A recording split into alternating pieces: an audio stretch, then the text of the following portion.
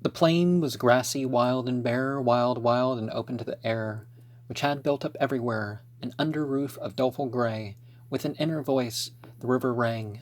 Down it floated a dying swan, and loudly did lament. It was the middle of the day, and ever the weary wind went on, and took the reed tops as it went. Some blue peaks in the distance rose, and white against the cold white sky shone out their crowning snows.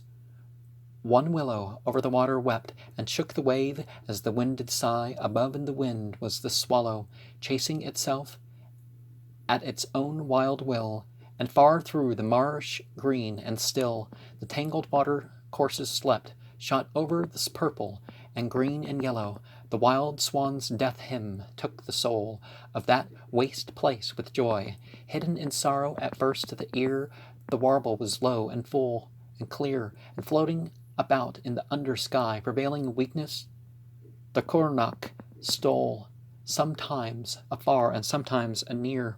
But anon her awful jubilant voice, with a music strange and manifold, flowed forth on a carol free and bold. And when a mighty people rejoice, with shawms and with cymbals and harps of gold, and the tumult of their acclaim is rolled through the open gates of the city afar, to the shepherd who watcheth the evening star, and the creeping mosses and clambering weeds, and the willow branches hoar and dank, and the wavy swell of the soughing reeds, and the wave-worn horns of the echoing bank, and the silvery marsh flowers that throng the desolate creeks and pools among, were flooded over with eddying song. So what will be your dying song? Will it be something you learned? Will it be something